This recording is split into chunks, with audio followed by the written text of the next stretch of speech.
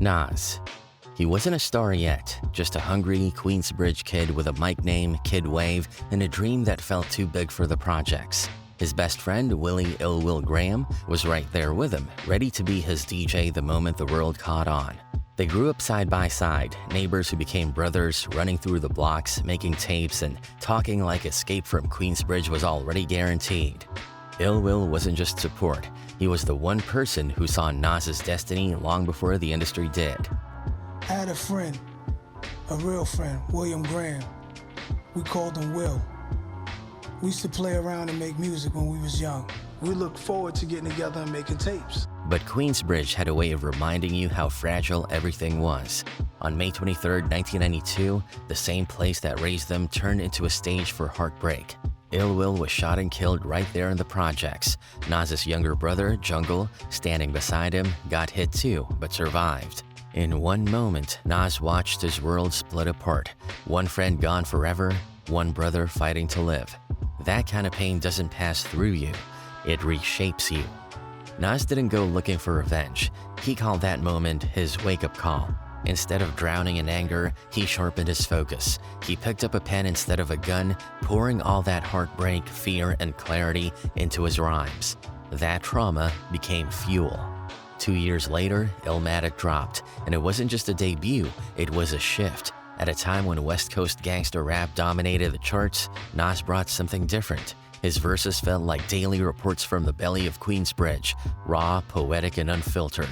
He broke the mold behind the scenes too, pulling DJ Premier, Pete Rock, Q-Tip, and Large Professor onto one project, changing how rap albums were crafted. Just finished the LP, Illmatic, got Primo, my man Jungle, Killer B, LES, Q-Tip, and my man Lost Professor is Illmatic. Illmatic restored New York's place in hip-hop and inspired a generation to write deeper. Nas later named his label Ill Will Records to keep his friend's name alive. French Montana.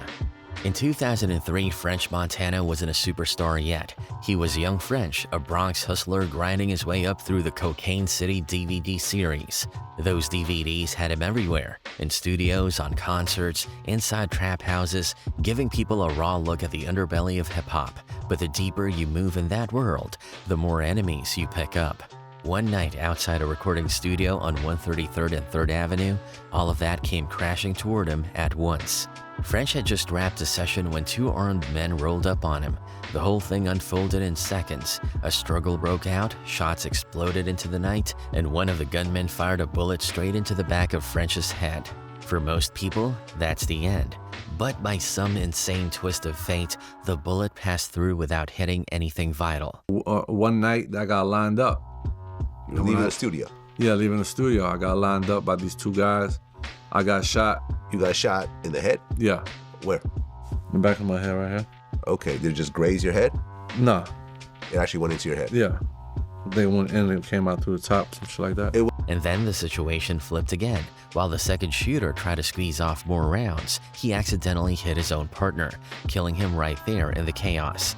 That mistake might have been the only reason French survived, one less gun firing in his direction. Even with a hole in his head, French stayed conscious long enough to be rushed to the hospital. Doctors stapled his skull, patched him up, and somehow he walked out weeks later. But the physical pain wasn't the real wound. The real blow came when he learned the setup came from someone close, someone he trusted. The same guy who drove him to the hospital was the one who lined up the hit. Well, and you actually got set up by someone you knew. Yeah. French immortalized the betrayal in Blue Chills. The person that set me up is the one that drove me to the hospital. He was even charged with murder afterward, held responsible for the shooter killed by his own partner. He eventually beat the case, but the experience changed him forever. He stopped being accessible, moved smarter, carried protection everywhere, and treated success like something that had to be guarded at all costs. A decade later, he returned to the exact spot where he was shot, not as young French, but as French Montana. Living proof that the bullet meant to end him only pushed him further. TREACH. Naughty by nature made the world dance in the early 90s, but behind the platinum plaques and party anthems, TREACH's life was far from safe. Growing up in East Orange, New Jersey, what locals called Illtown, he and his crew Vin Rock and DJ KG were deep in the grind long before fame. Music was the dream, but the streets were the reality, and survival wasn't guaranteed. That reality hit hard one night when TREACH and KG got caught in a sudden street confrontation. Bullets tore through the air, chaos erupted in seconds, and an innocent pregnant woman was almost caught in the crossfire. KG got grazed in the neck, a narrow escape from a much worse fate. KG got skinned in the neck. Oh, wow. Just by being outside, they shot up like pregnant girl in the car, homie, boom. Luckily nobody died, but it was like a wake-up call. TREACH realized then that the line between life and death was razor thin. That wake-up call changed everything. Naughty by Nature went all in on the music, dropping hits that became instant classics, but TREACH never forgot the lessons of the streets. Fame didn't erase danger. It followed him like a shadow, reminding him that the world outside the studio was unpredictable. Years later, that caution stayed with him. In the mid-90s, while in Los Angeles with TUPAC Shakur, a seemingly normal night at a comedy club turned violent. A fight from days earlier between rival gangs boiled over. Chairs flew, bottles smashed, and TREACH got hit in the head. He and TUPAC had to fight their way out, using everything they could grab to survive. Even after global fame and Hollywood opportunities, TREACH never let his guard down. In 2008, driving near a shooting scene in Newark, police noticed a bulletproof vest under his clothes. It was a small detail, but it said everything about the world he came from. Method Man. Staten Island, early 90s. The Wu-Tang Clan hadn't dropped 36 chambers yet, and platinum plaques were still a distant dream. Everything was hanging by a thread. RZA, the group's mastermind, had just survived an attempted murder charge that could have sent him away for 8 years. If RZA went to prison, there'd be no Wu-Tang, no blueprint, no empire. I went on, we collected my thoughts, got my niggas. I'm saying they're coming for all our war. I'm saying it's like I'm coming back with mad niggas with me now. But the danger didn't stop there. It was closing in on Clifford Smith, better known as Method Man. Meth was still balancing music in the streets. One day he was walking through the Park Hill projects heading to 160 Park Hill Avenue, a familiar spot to buy weed. That block, which would later appear in the Protect Your Neck video, was already a hot spot for beefs and tension. He had no idea that a deadly trap was set just steps ahead. Fate intervened in the form of RZA. Spotting Meth on the street, RZA shouted, "Yo, come over here." Meth hesitated, then crossed the street toward him. Seconds later, gunfire erupted where he would have walked. Bullets tore into the front of 160 Park Hill, killing a young man named Poppy, an innocent bystander. Meth had been seconds away from death. That single split-second decision changed everything. Method Man later said that if anyone else had called him, he probably wouldn't have turned. But because it was RZA, he did. That call didn't just save Meth's life, it pushed him further into music and away from the streets. RZA would later admit that if either of them hadn't survived that period, Wu-Tang as the world knows it wouldn't exist. Method Man became the group's breakout star, the face that introduced the clan to the mainstream. He got the only solo track on the debut album and became the first to go platinum with a solo project, Tikal. Slick Rick. On April 20th, 1990, at 3 in the morning, Ricky Slick Rick Walters was leaving a Bronx nightclub when bullets tore through the night. 20 shots were fired by his own cousin, Mark Plummer, a man once trusted as bodyguard. 3 bullets struck Rick, and somehow he survived. It wasn't random violence, it was the culmination of a bitter, escalating family feud. Money, power, and trust had collided, and Rick was caught in the crossfire. The story began when Rick's mother, Veronica, brought Plummer into the fold, hoping family loyalty would protect her son. At first, it worked. Rick was rising fast, touring off the great adventures of Slick Rick and stacking real money, but greed replaced loyalty. Plummer pressed Rick for cash, turned threats into a daily reality, and terrorized the family. Bullet holes in the front door became a normal sight. Then Rick started carrying guns not out of bravado, but out of necessity. Then came the first big explosion, the April ambush. 20 shots, 3 bullets tore into Rick's body, and yet somehow he lived. He walked away from something that should have killed him, but surviving didn't mean the problem was solved. Plummer didn't stop, and Rick knew that as long as his cousin was breathing, he was a target. Months later, on July 3, 1990, Rick spotted Plummer on the street. Fear, anger, and adrenaline collided. He fired, hitting Plummer in the leg and arm, but a bystander, Wilbur Henry, was struck too. Rick panicked and fled, but cops had already seen the whole thing go down. They chased him, and it ended in a crash off the Bronx River Parkway. Arrest followed, 2 counts of attempted murder, assault, and weapons charges. His defense was self-preservation, but the court didn't fully see the story. He pleaded guilty and was sentenced to 5 to 15 years. He wants to hear is, do you feel remorse for what you did? Yeah, I guess I would say I handled it in an adolescent type of a fashion, you know, because right now I'm suffering, my son is suffering, you know what I'm saying? I could be out there, 5 years of my life went to waste. But prison was only the start. Being a British-born U.S. resident, Rick faced deportation. Locked in Rikers, he refused silence. He dropped the rulers back in 1991 and behind bars in 1994, proving his artistry survived confinement. Years of legal battles, detentions, and threats of deportation followed. Finally, in 2008, a pardon by Governor Patterson closed the chapter, and in 2016, Rick became a U.S. citizen. Be real.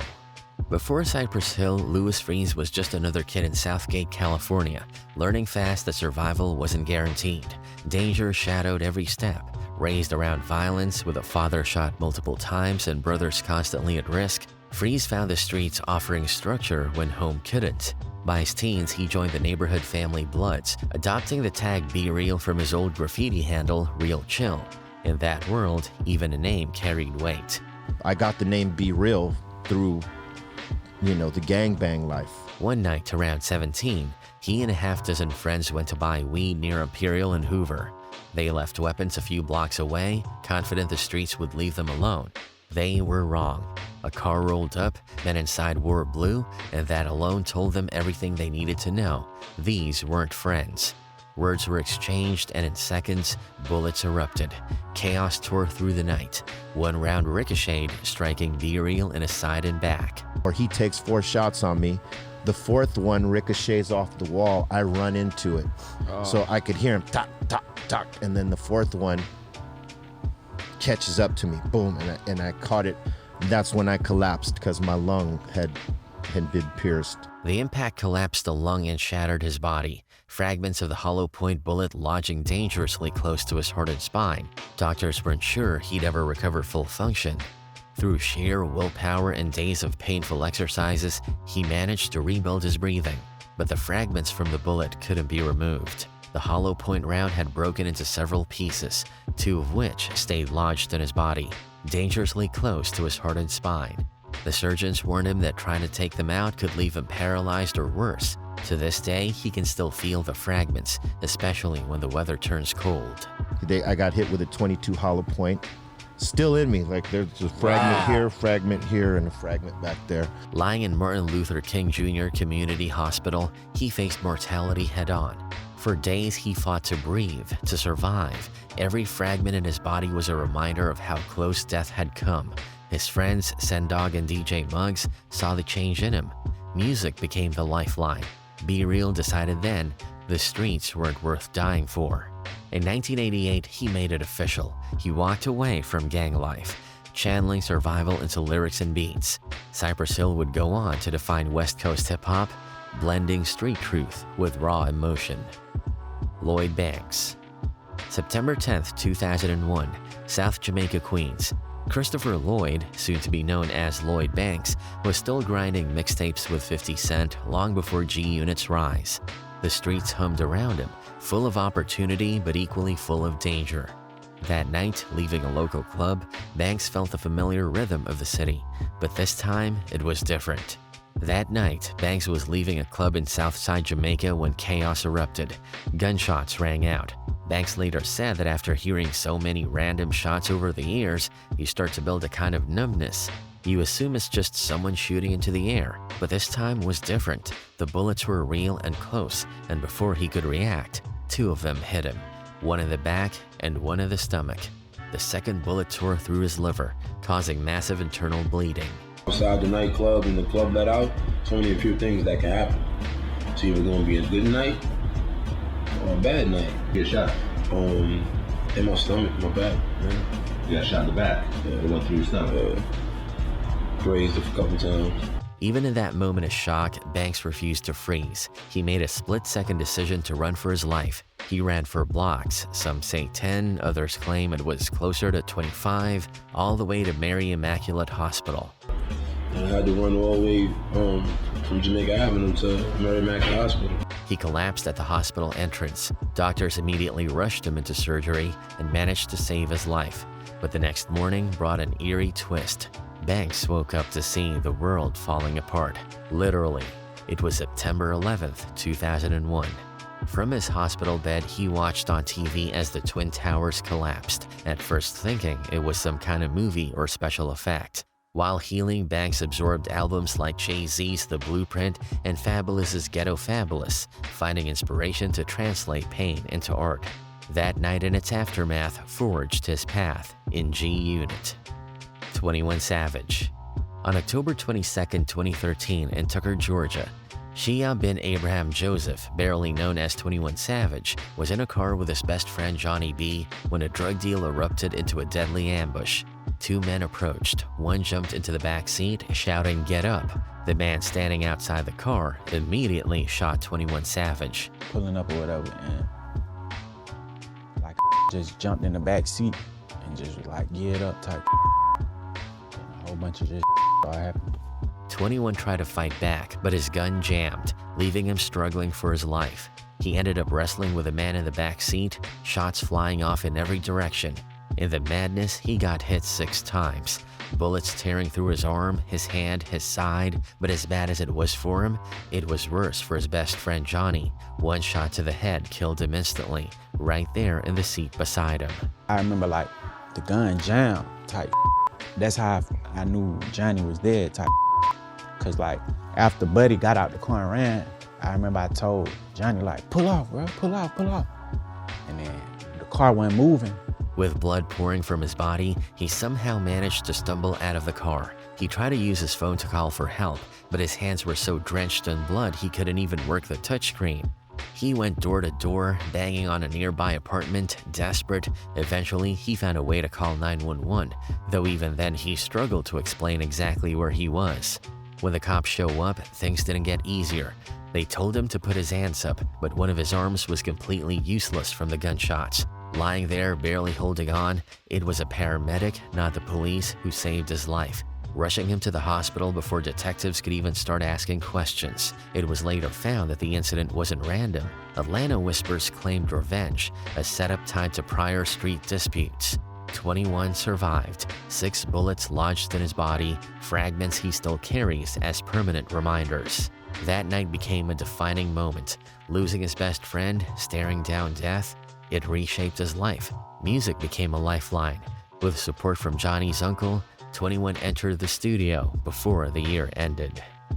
Guru.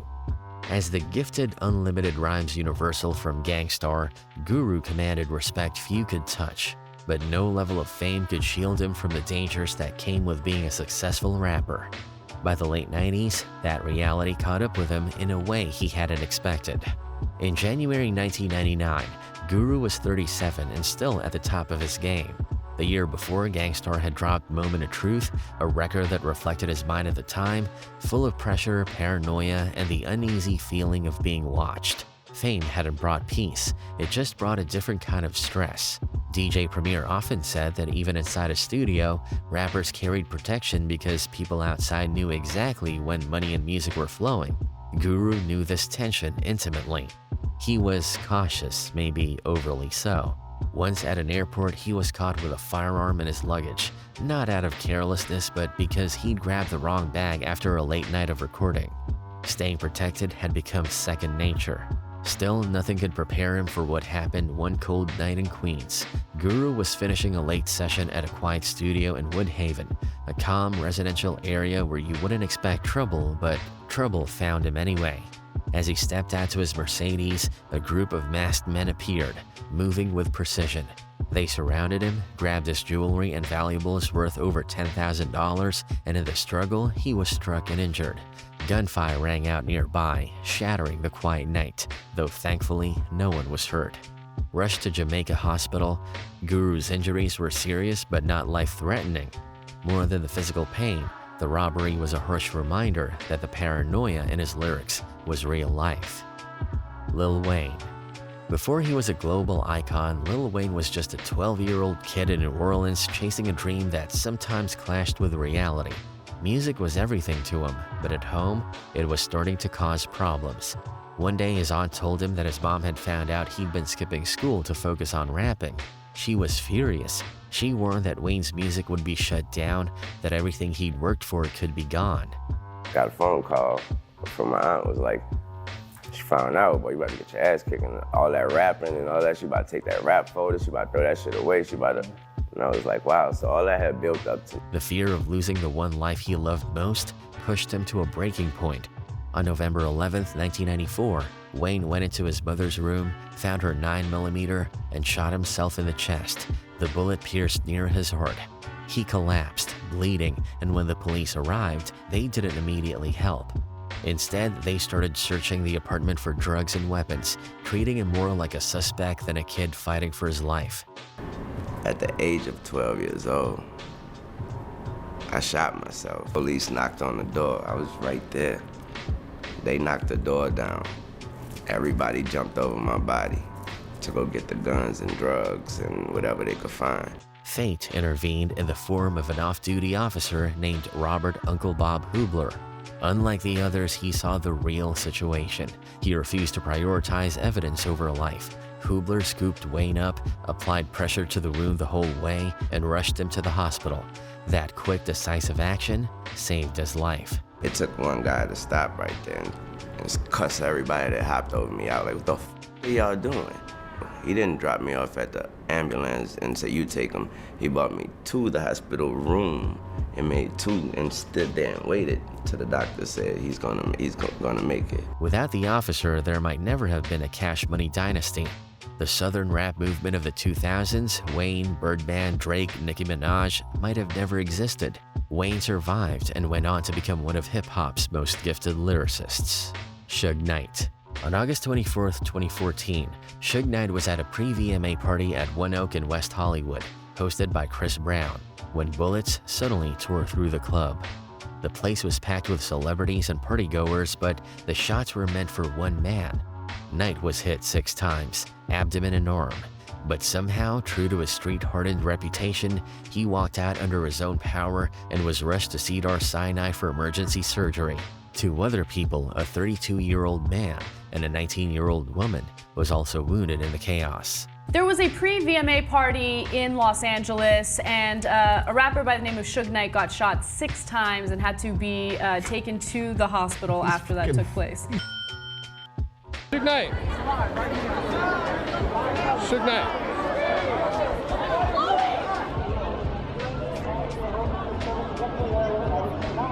As investigators pressed for answers, Suge clammed up. He didn't give names, prescriptions, or hints. He handled things on his own terms, streets over courtrooms. He'd survived being shot in Miami in 2005, and of course, everyone remembered 1996 when he was behind the wheel the night Tupac was killed in Vegas. But in court documents 2 years later, Suge claimed the attack wasn't random. He alleged that his old business partner, Dr. Dre, had put a $20,000 bounty on his head over money. According to Suge, back in the 90s, he was supposed to get 30% of Dre's lifetime earnings. Fast forward to 2014, Dre had just sold Beats to Apple for $3 billion, and Suge claimed Dre didn't want to pay. Basically, Suge is saying that he had a lifetime management deal with Dre, where he would get 30% of everything that Dre made in entertainment over the course of Dre's life. Dre did not pay Suge the money, and Suge says that he basically disavowed the contract and then wanted to kind of get rid of the problem. Suge said the hit was carried out by a man named T-Money, with inside help from an LA County Sheriff's deputy who allegedly let the shooter in and helped him escape. Suge insisted this was all connected to later events in Compton in 2015 when he ran over Cleabone Sloan and Terry Carter. That crash killed Carter. Suge claimed he wasn't trying to murder anyone, he was escaping an ambush. In 2018, the courts didn't buy his story. He pleaded no contest to voluntary manslaughter and, under California's 3 strikes law, was sentenced to 28 years. Ice-T. He called himself VOG, and he didn't just rap about the streets, he lived them. But even with all his toughness, he knew how fragile that life could be. He often said that if music hadn't worked out, he'd probably be dead or in jail. That reality almost caught up to him one night in the late 80s or early 90s, and it didn't come from the streets. It came from inside his own home. It started like any other night, but a simple act of trust turned into a nightmare. A friend, rapper Big Rich, opened the door to 3 men claiming to be up-and-coming artists wanting to talk music. That decision changed everything. The moment they stepped inside, the energy flipped. One man pressed a gun to Big Rich's head, demanding to know who else was in the house. The other 2 revealed their own weapons. It was clear these weren't amateurs. They knew exactly what they were doing. Ice-T, his daughter, and a few others were corralled into the kitchen, fear heavy in the air. Ice-T later said he genuinely thought they might not make it out alive. Ted said, how many people are back there? The other 2 cats came back. One had a machine gun, the other one had a pistol. Took us into the kitchen, and I thought we were going to be executed. The intruders ordered everyone to face the wall. Ice-T refused, not out of ego, but because his daughter was there. He dropped to one knee, facing them, ready to react if things went south. That small act threw the robbers off. They grabbed money, jewelry, and valuables, then vanished into the night. Staring him in the eye with all them guns? Well, what are you gonna do? My daughter was there. I'm not gonna turn my back. You know, like we used to always say, I'm not getting in the trunk, dog. I'm not getting in the trunk. When it was over, Ice-T was shaken but alive. Everyone survived, yet the emotional scar lingered. But worse than the robbery was the betrayal. He later learned someone close had been involved. That night didn't just shape his awareness, it influenced his music, his approach to life, and his understanding of danger. Ice-T pushed boundaries with his band Body Count and songs like Cop Killer. 50 Cent. Before the fame, the bulletproof vests, and the global superstardom, 50 Cent was just a rapper on the edge of getting completely blacklisted. He'd already stirred up the pot with his clever, tongue-in-cheek track, How to Rob, where he joked about robbing other rappers. It earned him attention, but also a lot of enemies. The real danger came from another song, Ghetto Quran Forgive Me. Unlike How to Rob, this one wasn't joking. 50 openly detailed Queens' drug game, naming notorious players like Kenneth Supreme McGriff, rapping, "See dudes feared Prince and respected Preem. For all you slow mother effers, I'ma break it down iller. See, Preem was the businessman and Prince was the killer." In street terms, that was crossing the line.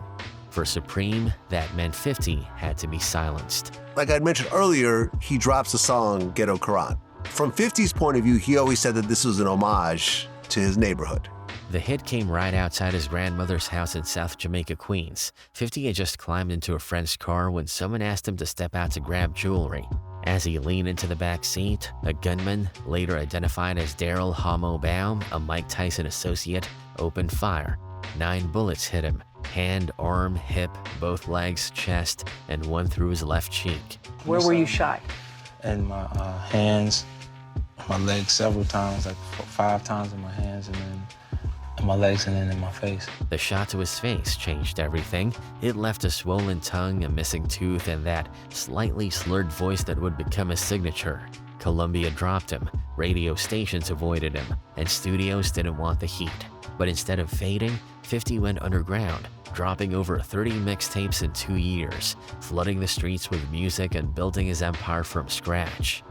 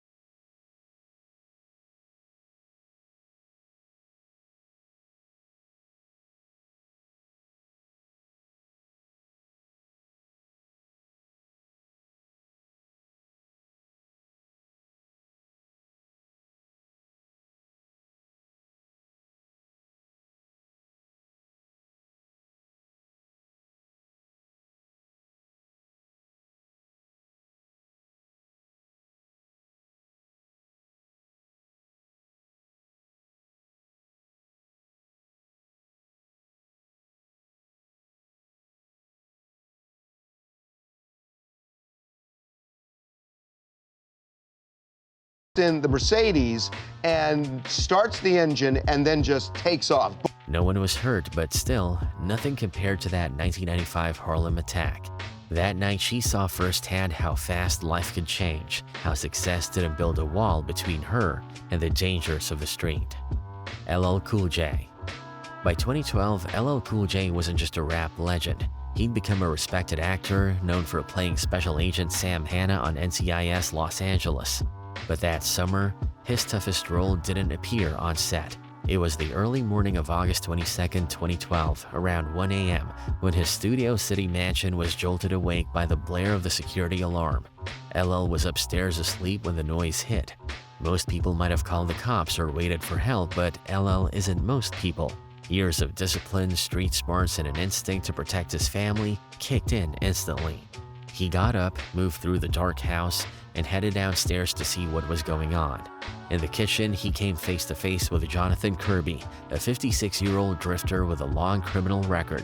Kirby wasn't some opportunistic thief. He was dangerous, with a history of violent crime, including a past conviction for voluntary manslaughter in Texas. The encounter was tense and unpredictable, but LL stayed calm, focused, and in control. He managed to restrain Kirby using his own strength and quick thinking until help arrived. My alarm went off at 1 o'clock in the morning, and not the alarm, but the entry delay, and I looked, scrolled through it, family room, and I said to my wife, like, family room? I'm thinking maybe my daughters are coming in, so I stroll downstairs, I get down there, and this guy comes out of my kitchen at me, and I detained him. A 911 call had already been made, reportedly by LL's daughter, explaining that her father was holding the intruder. When police arrived, the situation was already under control. No one in the house was hurt, and nothing was stolen. Kirby was treated medically for his injuries before being booked, charged him with first-degree burglary, and thanks to his criminal history, classified as a third-strike offender under California law, facing up to 38 years to life in prison. LL didn't boast afterward. He released a brief statement through his team, emphasizing that his only priority that night was keeping his family safe. Then he quietly returned to work, continuing filming NCIS Los Angeles. WAKA FLOCKA Flame. In early 2010, WAKA FLOCKA Flame was on fire. At just 23, he was one of the loudest voices of a new southern rap wave. His breakout hit, Oh Let's Do It, was dominating clubs across the country, and his energy was unmatched. But while the music was making money, WAKA's lifestyle hadn't fully caught up. He was living a double life, half rap star, half street hustler. On the afternoon of January 19, 2010, WAKA was at the Bubble Bath Car Wash on Old National Highway in Atlanta, just washing his car. Everything seemed normal until an armed man appeared, demanding his jewelry. WAKA had a choice, give it up or stand his ground. He chose pride. He told the guy if he wanted it, he'd have to kill him. That defiance turned deadly. A struggle broke out and the gun went off. WAKA was shot. Your jewelry? Oh, yeah, took a chain.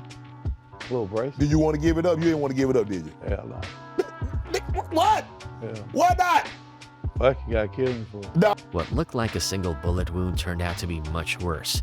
The bullet entered his arm, tore through his shoulder blade, ripped across his ribs, grazed a lung, and came dangerously close to his spine.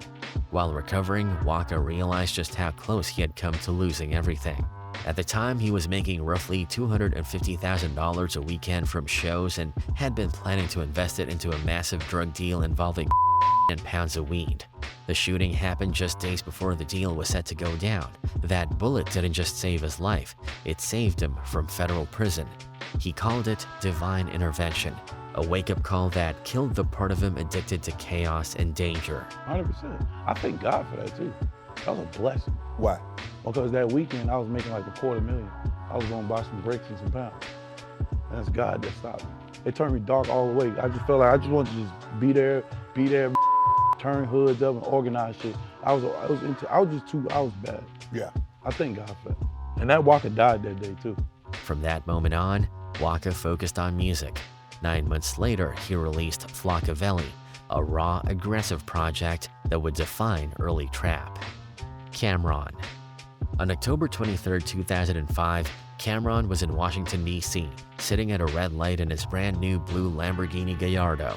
fresh paint shining under the streetlights. He was at the top of his game back then, but with that kind of glow, danger was never far behind. Out of nowhere, a Ford Expedition pulled up alongside him. Before Cam could even register what was happening, the driver let off shots into the Lambo, shattering the moment and turned a quiet night into chaos. Cam was hit in both arms, bleeding, but he wasn't staying still for anyone. Instead of panicking, he stomped the gas, peeled off from the intersection, and drove himself straight to Howard University Hospital.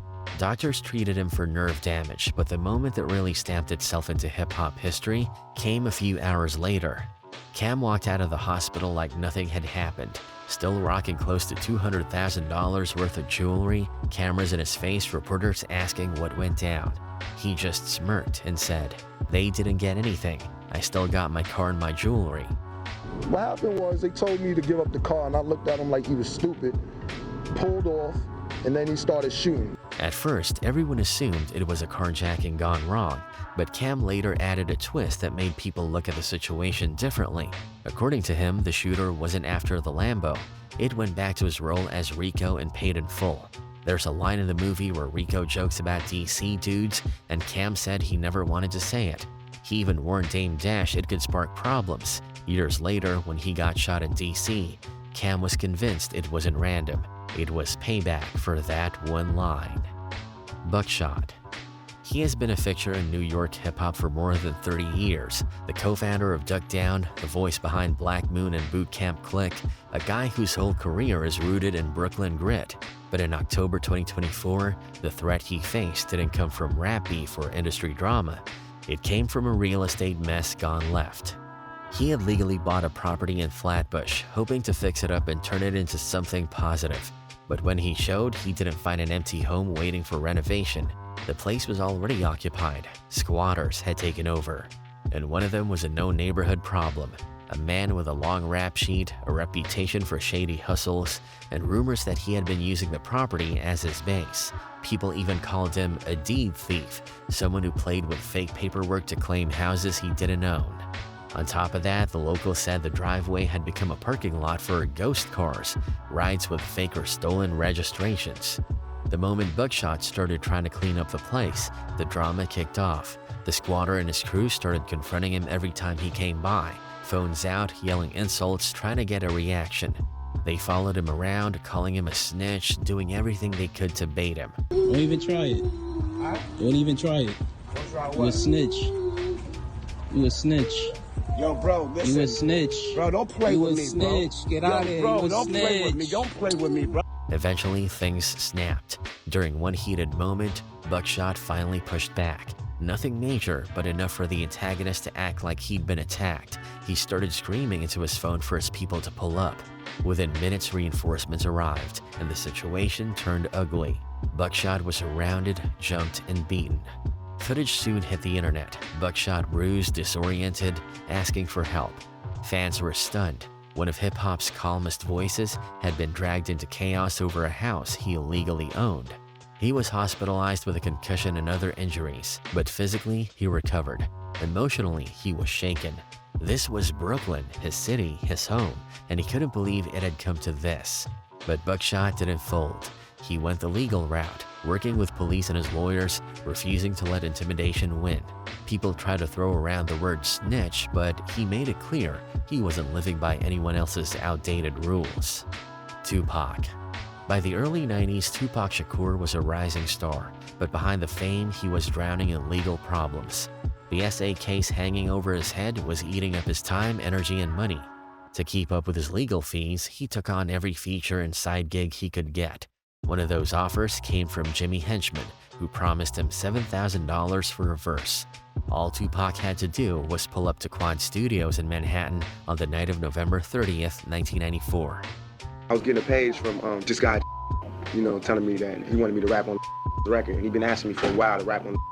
I said, all right, you give me 7 G's and I'll do the song. Got lost looking for the studio in Manhattan. He arrived a little after midnight with his crew, including his close friend, Randy Stretch Walker.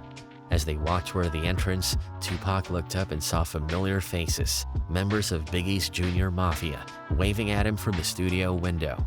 Seeing people he trusted made him relax for a moment. That moment cost him. From up top of the studio, and Little Caesar, he's like Biggie's, sideman. Right? That's my homeboy. I've been knowing him since before they came out. So as soon as I saw him, all my inhibitions about, this could be a setup was relaxed. But as soon as he stepped into the lobby, 3 armed men rushed him, 2 of them in army fatigues. They demanded his jewelry. Tupac being Tupac, he wasn't handling anything over quietly. He cursed at them, grabbed for a gun, and instantly the lobby exploded with noise. 5 shots went off. Tupac was hit in the head, the groin, and the hand. The robber snatched roughly 40 grand worth of jewelry and fled, leaving him bleeding on the floor. He was carried upstairs in the elevator and brought into the same studio where Biggie and Puff were recording. When Tupac saw them, their shock didn't comfort him. It confused him. Something in their reaction felt wrong, like they knew more than they were saying. A seed of distrust took root right there. Hours after surgery, still bandaged and barely able to move, Tupac checked himself out of Bellevue and rolled into court the next morning in a wheelchair, flipping off cameras. That image became legendary. The quad studio shooting changed him forever. It hardened him, fueled paranoia, and shattered any sense of loyalty he had toward the East Coast. In prison, he poured that fear and anger into me against the world, and once he signed with Death Row, that paranoia turned into open warfare, hit him up, the interviews, the coast-to-coast tension. What started as a robbery became the spark that pushed hip-hop into its most explosive era. And Tupac's survival that night didn't calm anything. It lit the fuse. It birthed the most volatile chapter in hip-hop history, a period that would end with both Tupac and Biggie gone too soon.